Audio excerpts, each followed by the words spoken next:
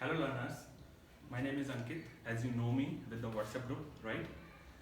We have started our video lectures and the first topic will be tense. As most of you have demanded that I should make video lectures so that our learning is more impactful, so here we begin. So our first topic is tense. हमें tense क्या बताते हैं? बचपन से जो हमने class में पढ़ा था वो सब एक प्रैक्टिकल नॉलेज को डिनोट नहीं करता, वो सब आपकी बुकिश नॉलेज को डिनोट करता है। हमें टेंस किस तरीके से समझना है मैं बताता हूँ। टेंस का मतलब होता है time. Tense means time. Time means किसी भी एक्शन के बारे में वो बताएगा कि कोई एक्शन कब हुआ था, कब हैपन हुआ था। तो टेंस के लिए हमें सबसे पहले पता होना जरूरी है वर्ब। वर्ब कितने तरह की होती है?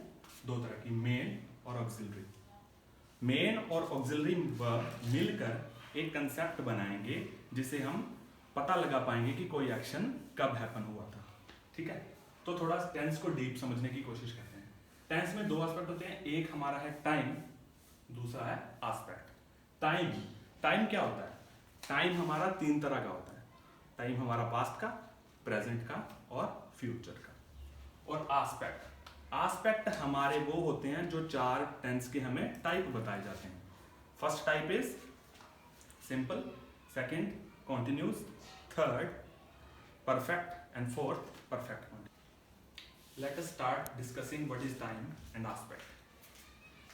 पास्ट, प्रेजेंट और फ्यूचर तीन तरह के टाइम होते हैं। इन टाइम को डिस्कस करने से पहले मैं आपको एक चीज बता दूं कि कोई भी एक्शन हमेशा बोला प्रेजेंट में ही जाएगा। बोला प्रेजेंट में जाएगा और हमें ये टाइम बताएगा कि वो एक्शन कब हैपन हुआ था। ये time, this time will tell us when then action took place, like past, present और फ्यूचर, राइट? ये है हमारे टाइम। अब आते हैं हमारे एस्पेक्ट। एस्पेक्ट क्या होता है? Simple aspect, simple aspect is not an aspect, this is the form of present, past and future tense. Now we have three aspects: continuous, perfect and perfect continuous. अब हम इन aspect से समझते क्या हैं? जब भी कोई स्पीकर कुछ किसी एक्शन के बारे में बात करेगा, वो एक्शन अगर चल रहा है तो वो एस्पेक्ट होगा continuous एस्पेक्ट, और चल रहा है के साथ में हमें ये बताएगा कि वो एक्शन पास्ट में चल रहा था, प्रेजेंट में चल रहा है या फ्यूचर में चलेगा। तो उसमें हमारा टेंस का टाइम हो गया पास्ट, एस्पेक्ट हो गया कॉन्टिन्यूस, या टेंस का टाइम हो गया प्रेजेंट, एस्पेक्ट हो गया कॉन्टिन्यूस, राइट? Future continuous. इसके अलावा अगर कोई एक्शन हमारा बोलते वक्त, जब कोई यूजर हमें कोई भी एक्शन के बारे में किसी सेंटेंस में बता रहा है या वो खुद मुंह से बोल के बता रहा है स्पीकिंग में, तो अगर वो एक्शन पूरा हो चुका है या फिर उनको हम उस एक्शन को कोई भी एडिट या ऐड नहीं कर सकते, तो वो परफेक्ट में है। परफेक्ट, टाइम, पास्ट, प्रेजेंट और फ्यूचर, एस्पेक्ट इज परफेक्ट। और अगर कोई action as the same past पूरा भी हो चुका है और वो कंटिन्यूस की हमें फॉर्म भी बता रहा है, कंटिन्यूस की फॉर्म कैसे बताएगा? वो हमें टाइम बताएगा और उसके साथ वर्ब की आईएनजी फॉर्म लगी हुई होगी, तो वो परफेक्ट कंटिन्यूस में आएगा। Okay, let us try to understand these with the examples, right? So she is running now. हम सबको पता है कि ये क्या है? प्रेजेंट कॉन्टिन्यूस टेंस है, पर इसमें दो अलग अलग चीजें कैसे हैं? एक हमारा है टेंस जो हमें बताएगा क्या?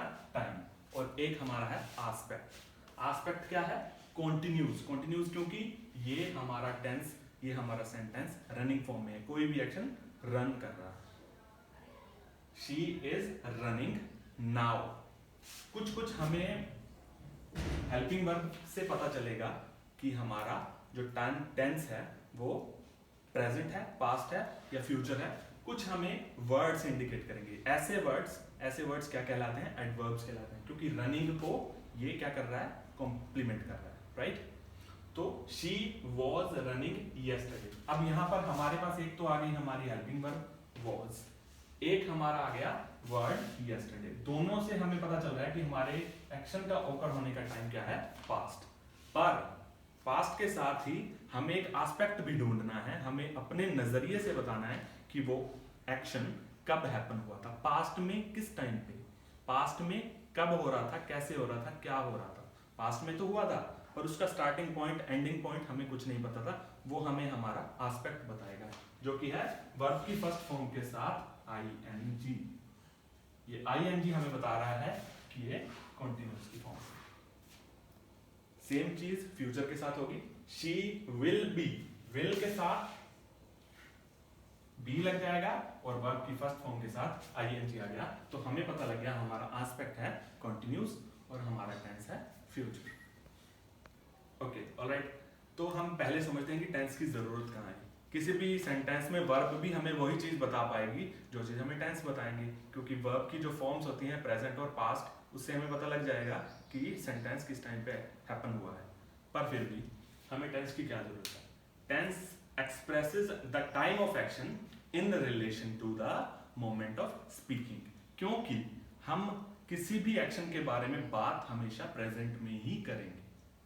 जैसे मैं थोड़े एग्जांपल के साथ समझाने की कोशिश करता हूं। आई वॉच टीवी, ये मेरा हैबिचुअल एक्शन है।